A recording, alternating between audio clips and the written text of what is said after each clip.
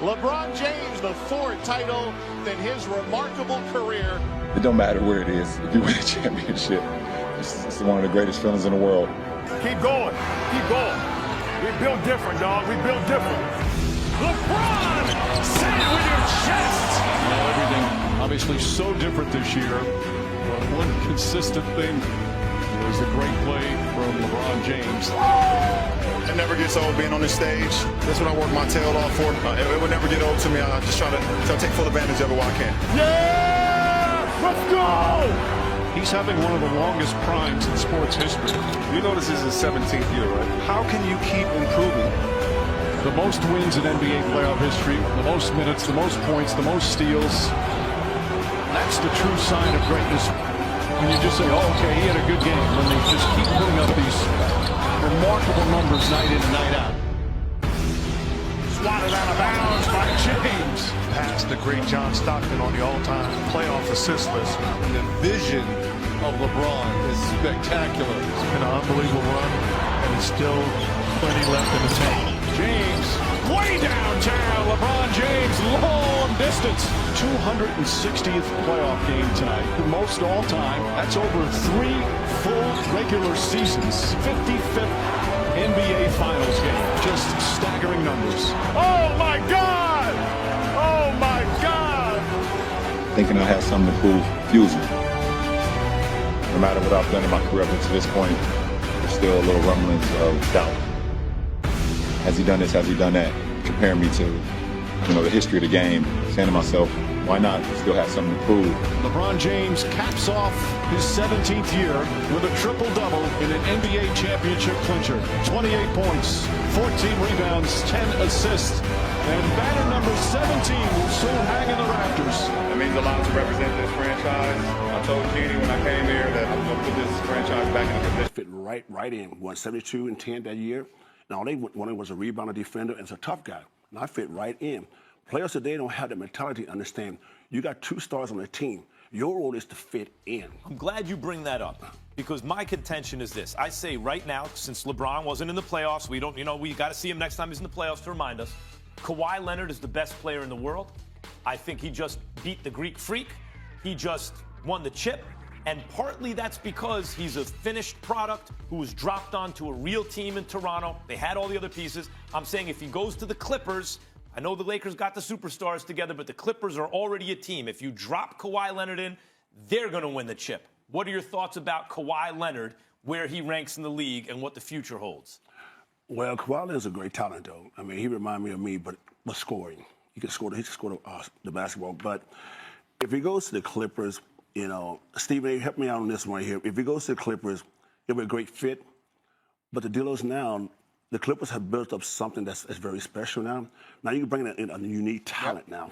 You bring in a unique talent. And all of a sudden now, everything is going to shift to Kawhi Leonard. No, everybody has to sit there and change their game around him. Well, that's what happened in Toronto. They won. That's what I'm saying.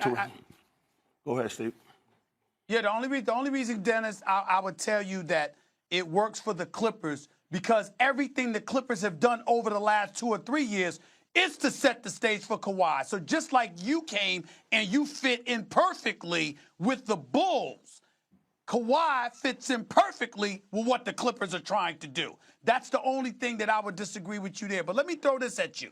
When you talked about the players and I asked you about player movement or whatever, and you talked about how they wanted to play with their friends, I've always, like you said, I've been covering the league 25 years. I'm old school. I don't care what anybody says, and I would never accuse players of not playing hard, not wanting to win or anything like that. But I do believe there's an elevated level of incentive when you actually dislike, or dare I say, despise your opponent. I think there's a little something extra that comes out of you when you don't like the opponent, the adversary. Do you agree with me there? Well, you got to restate that question in a short version, Steve, because you went too fast for me on that one. Do you play better? Do you play better or worse when you dislike your opponent? Genuinely dislike. Well, when I was playing, I never disliked anybody. I just disliked the fact that we lost. I said something in respect of years ago in one of my books. I said, I don't need to like my employee. I just need to win for my employee. Mm-hmm.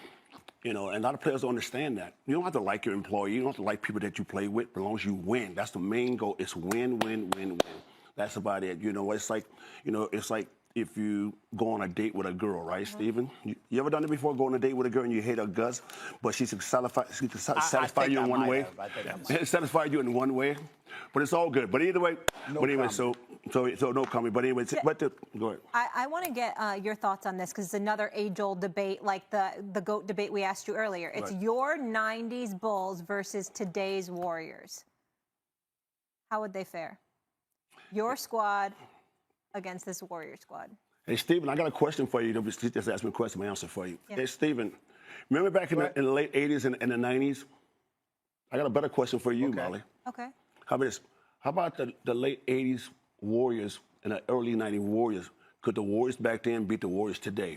They was averaging 120 points a game with 2-pointers. Yeah. Answer that question. Can that team back then can beat this team today? I said yes. I don't know. I didn't. I'll say yes. I'll say yes. Now with Kevin Durant. We want to Now know with about Kevin your Durant. Bulls. Okay, I consider the greatest team of all time that won 72 games with Michael Jordan, Scottie Pippen, you, Ron Harper, defenders everywhere you look, the greatest scorer of all time. Do the Warriors with KD beat you guys? No, I think that the best tandem still today, I thought it was Joe Dumars and Isaiah Thomas. I think Michael Jordan and Scottie Pippen. Scottie Pippen can guard anybody. He's 6'9". Can guard anybody, length to length. Kevin Durant, he'll have a hard time with Scottie Pippen. And I don't know who will guard Michael Jordan on the Warriors. Literally, who? I mean, literally, who? What three dudes? Let's put it like this. I would handle. I got no problem handling that guy, Green guy. And he'll be eating out of my hands. Draymond Green. Yeah, Draymond Green. Draymond thinks he's the best defender ever. No, Draymond, keep getting your teeth straight, honey, and listen to your mama. Okay, this is Dr. D. Ross calling right now, baby. You want some prescription? Come ask me. All right. You know, I just started a rap battle against Bagley III against Damian Lillard. But you do respect. Popping off some beef between Rodman and Draymond. But Dennis, you do respect Draymond as a defender, do you not? Absolutely. He's a great defender, man. He He's just a great said defender. he'd be eating out of his hand. He'd be eating out of my hands, but Draymond must have took a page out of my book back in the day. Yeah? Absolutely. But He plays defense, it reminds me of you. He's a great player, though. Yeah, great you want player. him on your team. Right. All right, before we let you go, 30 for 30. What can we expect? Oh, my God. I'm nervous for Can you believe that, Is this Stephen going to A? be like After the all era these of years, ESPN? can you believe this, Stephen A? After all these years, I'm getting 30 for 30. After all these years. That's right. I can believe it. You certainly did enough to get it. Well, you know what, Stephen? Guess what? It's the as they put it, it's the longest 30 for 30 since they've been doing this 2 hours. Oh. 2 hours, and so much to talk it about. just got voted into the Toronto Film Festival that they can win some awards with this. Incredible. Guess what? And thank all the people out there. Thank all my friends. Thank my mother. Yeah. And thank my son. He just got accepted to Washington State as a basketball player. Wow, huge So it's a congrats. Play defense? See you, DJ. See you in the future, baby. Good luck over there. Does he play defense? He plays defense. He can actually score. 6'9". He's good. All right, good stuff. So we can't wait for that 30 for 30. That's going to come out, I was told, in September. Absolutely. So I'm going to watch to it. that. All right, Stephen. Thank you Hope to for see you coming. soon. Thank you for coming by, and I love this. Man, take ultimate off that toe damn job with the Cowboys jersey. Shut up, Good Bernie. for you. Anthony Davis. If you could go back, would you change how you handled that at all in trying to acquire him? No. What else could he offer the whole team? There's a theme here, Molly. Yeah. I'm not a regretful guy. Yeah. You're right. I offer a lot of guys, but you have to do that for Anthony Davis. He's a special player. And the guys that we were going to trade to the Pelicans is special as well. I think, and I told Dale Demps, let's just do it in private. What we offer, let's keep it between us. Well, Dale didn't do that. So that's how it got out, right? Dale Demps. Dale Demps, Right. the general manager of the Pelicans Former at that general time. manager, yes. Exactly. Langdon, great job. Trajan Langdon. And then He's also the former from Griffin. Yes, David Griffin. Great two hires. I would say that I told Brandon, Kyle, all the young guys, Ball, if you're in the business long enough, your name is going to get mentioned in trades. Don't take it personally. So what happened was, about that first week, they did take it personal. Yeah. And our writers back home wrote a lot of stories, but I give all of them credit. Brandon Ingram put together a 10-game stretch. He was unstoppable. The things that I thought he could do, he did them in those 10 games. I'm telling you, Molly, this guy is special. He guarded Kyrie Irving one night. He's on Kevin Durant another night. So you can play him on different guys. He is special. Now he's healthy. I'm glad that surgery went well. And then Kyle Kuzma scored 29 points the next after that debacle in Indianapolis where we just got blown out. Yeah. Kyle Kuzma went to Boston, 29. He then came to Philly, had 30 at halftime, finished with, I think, 40. I couldn't remember the ending, 46, 40. Something like that. But he got himself together and started hooping and start playing basketball, and they all did. Right. So I wouldn't change anything because that's my job, is to make the Lakers better. I understand, Lonzo Ball, you and I don't need to argue about that on TV. We've argued about it enough off the air. Yeah, exactly. You know what I'm saying? You know how I feel about that. I know. Jason Tatum, De'Aaron Fox. And you know how I feel. You know how I feel, too. I got you. I love Lonzo Ball. I know that, and I like his potential. Max does, too, more than me, but I like his potential. But neither here nor there. And some of the moves, I got it. Kuzma bringing in, I get all that. You traded Zubac to the Clippers. Word. What was that? Brooks Lopez and Julius Randle walked. No, only one we could have re-signed is Brooks Lopez, and I made a mistake there. Okay. Julius, we couldn't offer what he got. He wanted 2 years. We only offering 1. That was a good deal for Julius, and he played well. All right. But him and LeBron, it wasn't going to fit no way, right? Okay. Because we needed some space. Now, Zubac, let's go to that. Let's go to that. Give me some numbers for him at the Clippers. What did he do?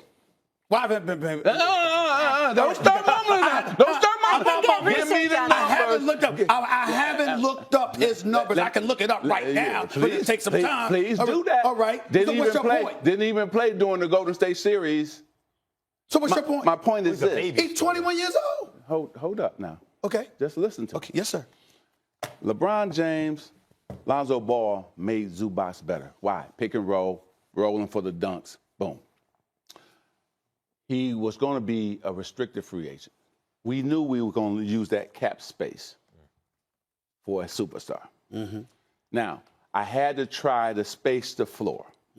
So the trade I made, I wanted to make sure to see if we could space the floor, and it didn't work out. Now, Zubac got a long way to go to be special. But we had to try things. So that wasn't a trade like we traded them a guy to win a championship for the Clippers. That's not where it is.